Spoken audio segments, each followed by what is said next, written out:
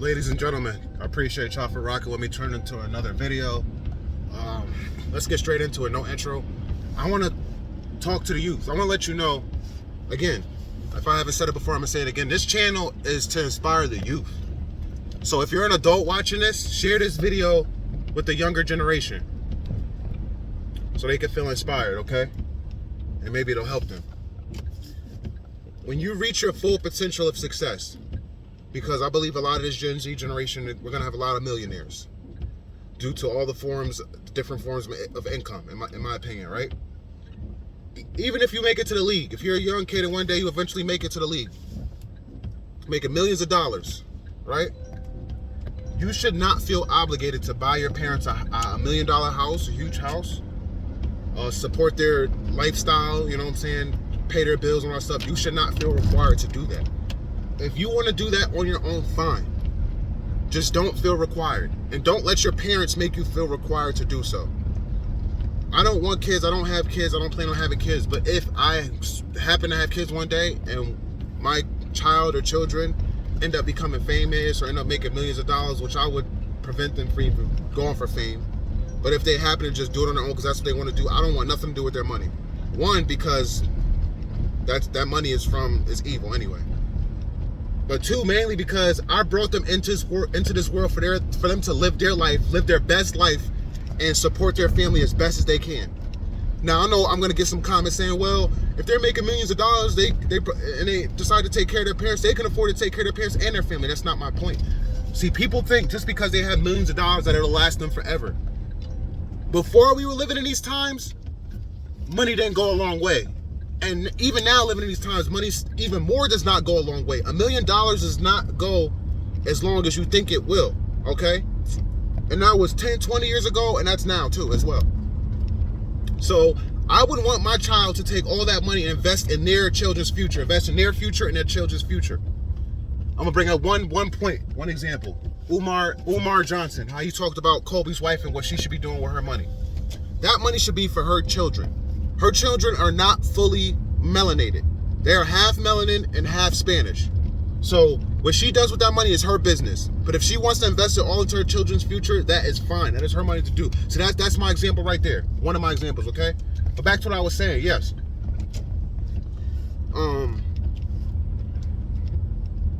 If you didn't have the best life as a parent, your job, most parents' job, and most of their goal is to give their children a better life. So I wouldn't want my child to, return the favor or anything like that. You didn't even ask to be here. And I feel like that's a point a lot of parents and children forget, is that you did not ask to be here. So with the child not being asked to be here, that means while I am here as a parent, you're supposed to provide me the best life that you possibly can. And of course, we have so many parents that are having kids and they're not even stable in their life. So, and also we have a lot of parents that want to stable in their life, and then when their kids make it, they go and take care of their parents. So it just doesn't make sense at all. And I just don't want, I feel like a lot of kids feel guilty, when they make this money, like, oh, I can't have my parents living in the hood and not have enough money to move out the hood. It just don't sit right with me. That's their problem. That's their fault. They made terrible financial decisions throughout their life. You're literally saving your parents. And you shouldn't be doing that. You should not have to save your parents. They had 20, 30, 40, 50, some 60 years of living. They made their bad choices. Now it's you to provide for your family and make better choices than they did. Not go back and save them. Most people's parents, and I'm not wishing this on people's parents, but a lot of people's parents won't live to see 80, 90. So with them being in their 50s, 60s, why are you buying them $1 million home? They're not even going to live long enough to enjoy it. Especially the way everybody's eating nowadays. We already know a lot of these children that make it and go ahead and take care of their parents. Their parents are not cooking as much anymore. They're eating out. And you think just because you're going to a fancy, expensive restaurant, it is just as good as cooking a home-cooked meal? Just because, they have fancy chicken and fancy mashed potatoes and vegetables? You don't know how much sodium they're putting into that meat. You don't know what kind of chicken that is, if it's organic chicken, if the chicken were fed GMO feeding. You don't know. And that proves my point once again. You don't have to give your parents a better life just because you have a better life now. Again, if you want to go ahead and do that, that's fine. You could do whatever you want with your money. I'm not telling you what to do. I'm just making this a suggestion. Again, obligated. The word is obligated. You should not feel obligated. And stop believing in that false narrative, because there are tons of movies. There are tons of movies, and we see other people doing it when they become successful and they go and buy their parents $1 million house and all these brand new cars. And it's putting out a terrible narrative, especially when it comes to rappers. Oh, how many rappers we done seen? How many melanated men we done seen make it to the NFL, make it to the NBA, and they grew up in the hood? And now they're moving their parents out the hood. Your parents gave you a very selfish lifestyle. Your parents were selfish. Let me cook. This needs to be talked about more. Your parents were very selfish that they didn't want to get you out the hood when you were young. They risked you joining a gang, or if you didn't already join a gang, they risked you joining a gang and maybe getting locked up for years, or hanging out with the wrong crowd because you grew up in the hood, which kind of forced you, if you go outside and play, you're going to be around other people that grew up from the hood, and their parents may have not raised them as well as your parents raised you. Now you're influenced by somebody who robs people, or somebody who likes to fight and hit people for no reason, or whatever the case may be. And sometimes even moving you out the hood is not enough. Sometimes your parents may move you out the hood, and then you end up with a single mom, and then she decides to put men before you your whole life, like my mom did. Why should I buy my mom $1 million house if I was successful right now and had millions, billions of dollars? Why would I do that? My mother put men before me my whole life. And I'm pretty sure there's going to be other men watching this that experience the same thing.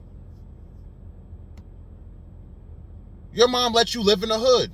Your mom let you go to sleep to gunshots at night. Break-ins, robberies.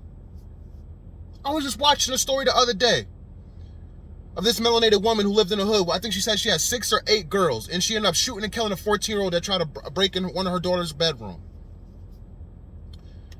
Now, she feels guilty. She feels terrible that she had to do that. But she did what she did to protect her daughters. But at the same time, why are you living in the hood, miss? With all girls. Even if you had boys still, but with all girls, why are you living in the hood? Women make terrible decisions. They keep opening their legs to these no good men, and then once they get pregnant or have the baby, they say, oh, he acted different as soon as... Cap. BS. Cap. The only way the dude starts acting different is because he knows he can't afford to take care of you and that kid. And you shouldn't have been laying down with a man that wasn't on his purpose, that doesn't know how to manage his finances or manage taking care of a family. You knew he didn't have those qualities before you laid down and opened your legs to him, let him go up in you without a condom. You knew that. Now you have all these babies, all these girls. You can't afford to buy your own home, so you're living in the hood.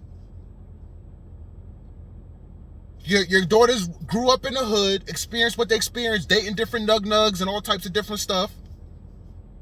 And now one of your 8 daughters happens to become the next Venus or Serena Williams. Now you expect her to buy you a mansion. How does that make sense?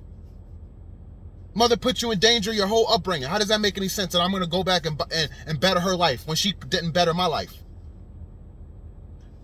Parents, adults have to stop having children if they're not financially where they want to be. If you are not financially where you want to be, how is having a child going to better your situation? Now that child is suffering with you, and they shouldn't have to. A lot of parents should give their kids up for adoption. There are a lot of other women who can't have children, can't bear children because whatever's going on with their womb, and they are extremely financially successful, are married too, have a husband and everything, and the husband loves her and respects that she can't have a kid, and they're willing to adopt.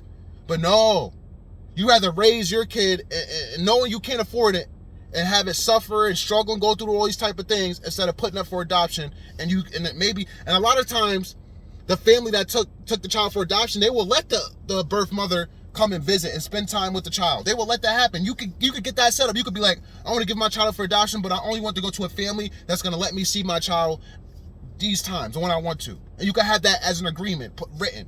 in front of a judge, present it for a judge to have it notarized, sign, or whatever you need to do. So there's no excuse. There is no excuse for these mothers to be opening their legs, having these babies, and then having them go through poverty. And they're saying, oh, it was rough, it was tough. The baby felt he was no good. Once I had a kid, he left me, he showed me his behind, so I had to leave him. I had to protect my kids. No excuse for that. Now buy me $1 million home now that you're rich and successful. I don't want to keep repeating myself in this video, but you get the point. And before I end this video, I just want to say again, because certain videos YouTube does not push, I do not care what your opinion is when it comes to celebrities. I do not care. If you don't like what I have to say, when I'm talking about Cat Williams, when I'm talking about whoever your favorite celebrity is, you can leave the channel. You can unsubscribe, because that's not what this channel is about. This channel is about calling out the BS, casting down the devil, casting down evil, exposing the agenda of these wicked people living in the world. They have so much money, they have so much power. Expose it. Sharing it with the youth, letting them know what's going on. Letting them know what your claim to fame will be. That's what this channel is about. And again, if you don't like it, you can keep it moving. All right? I'll see you in the next video. Peace and love.